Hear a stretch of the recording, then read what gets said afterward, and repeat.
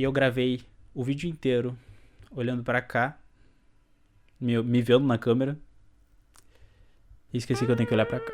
Já faz pouco mais de um ano desde que a DC lançou o seu novo universo Absolute, que vem chamando a atenção tanto de fãs de quadrinhos quanto de leitores mais casuais. Mas o que todos querem saber é qual é a melhor história Absolute de todas as 6 que já lançaram até agora. E é exatamente sobre isso que conversaremos aqui nesse vídeo. Então se aproxime aí para me acompanhar enquanto eu ranqueio todas essas histórias, com observações extremamente pertinentes aí para o futuro da humanidade. Eu gostei de vários conceitos que eles criaram em torno da lore dos Lanternas Verdes, e também achei deveras muito interessante a forma como começa com todo esse ar de horror cósmico, que deixa tanto os personagens dentro da história, quanto nós, leitores, sem saber o que exatamente está acontecendo, e quais são as verdadeiras intenções desse Abin-Sur completamente bizarro, que mais parece uma versão meio deep webesca do Majin Buu. Porém tem alguns detalhes que me impediram de gostar um pouquinho mais dessa história, e uma delas, talvez a principal delas, foi a arte, que não necessariamente é uma arte ruim, mas na minha opinião ela destoa muito da história que eles estão tentando contar. Parece que ela não combina. Ela tem toda uma vibe meio webtoon. E uma outra coisa que eu confesso que não me agradou muito é que eu acho que logo de cara são muitos personagens esparramados. E eu sinto que até esse momento a história não soube articular todos esses personagens. É claro que ainda é um pouco cedo pra dizer, eu acho que a gente tá na 7ª edição, mas o desenvolvimento da protagonista, que eu acho que é Jo Mullein, não sei se é assim que se fala, eu não sou tão familiarizado com essa lanterna, tô conhecendo ela na verdade nessa história, é um desenvolvimento bem interessante. Acredito que é bem humano, é bem falho e se conecta muito com o leitor. A história de Krypton é excelente, inclusive eu diria que os melhores momentos, eu acho, dessa história do Absolute Superman são os que se passam no passado.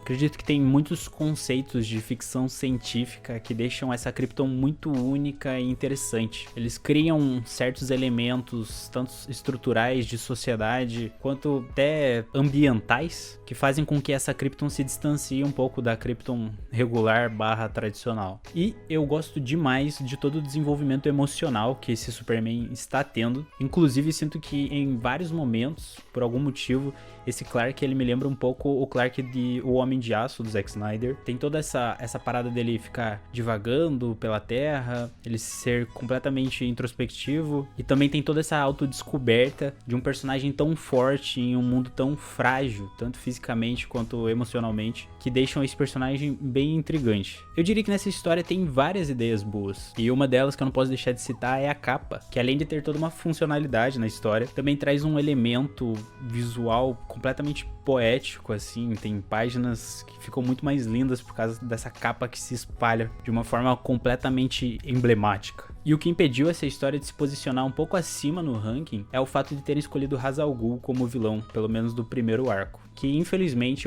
eu achei uma escolha bem infeliz. E esse Ra's al Ghul, pelo menos até o momento, eu não vi nada de interessante nele. Ele é só um brutamonte, é o CEO, o malvadão. Não tem mudanças muito estruturais, parece, no personagem. E isso eu confesso que me distanciou um pouco dessa história. Eu achei que eles deveriam ter escolhido algum vilão do Superman mesmo pra esse primeiro arco. Não precisava ser o Lex Luthor, mas pegar algum vilão do Superman e recriar ele. Mas apesar disso, eu estou completamente engajado tanto com a história do Superman quanto do Jimmy Olsen também. Ele é bem interessante. Enfim, esse ficou no 5º lugar, infelizmente. Eu gostei de praticamente todas as mudanças que fizeram com esse personagem. Inclusive aqui eles vão pro extremo oposto do que fizeram com a história do Superman.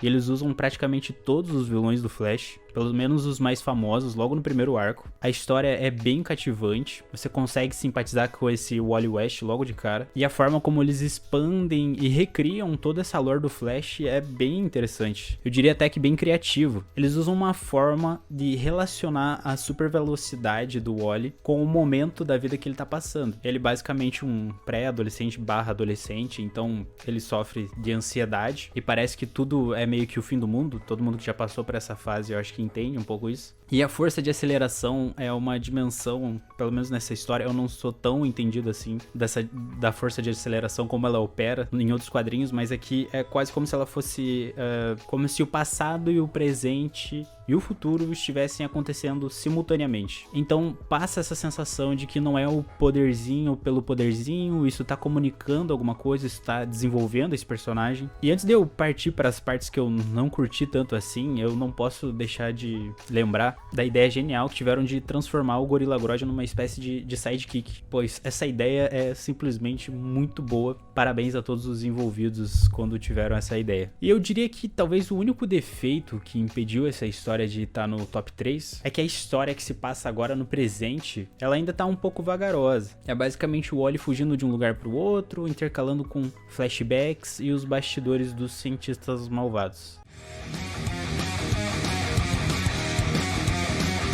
Bom, com relação ao Batman, eu acredito que não tem muito o que falar. Todas as escolhas até agora foram bem acertadas, eu diria. Até mesmo o design, que na época foi bem polêmico, muita gente detestou, mas o fato é que já virou icônico, não tem como dizer que não. E vamos lá, apesar de ser extremamente massa velho, eu acredito que é nos pequenos detalhes que essa história brilha. São as relações do Bruce, o fato dele ter recursos limitados e de ele nem sempre admitir, mas ele precisar de ajuda, ele é ajudado quase que o tempo todo, e mesmo com seus mais de 2 metros e muitos quilos de massa magra, ele é um Batman vulnerável, ele apanha, ele perde o tempo todo, mas tudo isso sem perder assim toda aquela, como dizem os jovens, aquela aura de fodão. A arte aqui é perfeita, eu diria que tem muitas recriações de design bem interessantes, você fica o tempo todo intrigado em saber como que vai ser, sei lá, o espantalho, por exemplo. A Era Venenosa, eu sei que ela já apareceu um pouquinho, mas tipo, entender como que funciona, qual que é a origem dela. Enfim,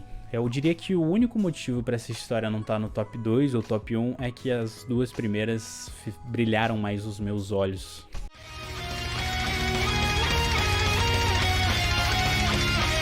Primeiro ponto da história da Mulher Maravilha é que eu acho que essa arte é um show à parte. Eu nunca tinha me deparado com a arte do Hayden Sherman, eu acho que é assim que se pronuncia o nome dele, não tenho certeza. Inclusive eu vi que ele tá desenhando uma história do Batman que eu ainda não li, mas eu dei uma olhada e tá muito bonito.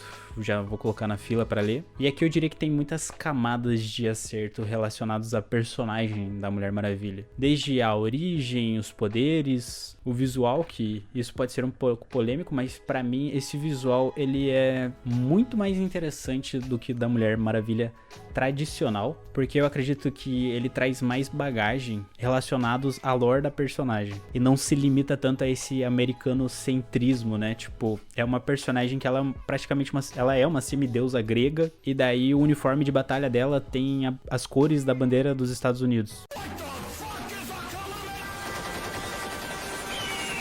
Eu sei que é um visual muito icônico, eu acho muito maneiro, mas eu diria que essa repaginada realmente funciona não só pro universo Absolute, assim, sabe? Enfim, esse gibi tem tudo que um bom gibi de super-herói pode oferecer. Uma protagonista de respeito, uma história muito divertida de se acompanhar e uma arte lindíssima.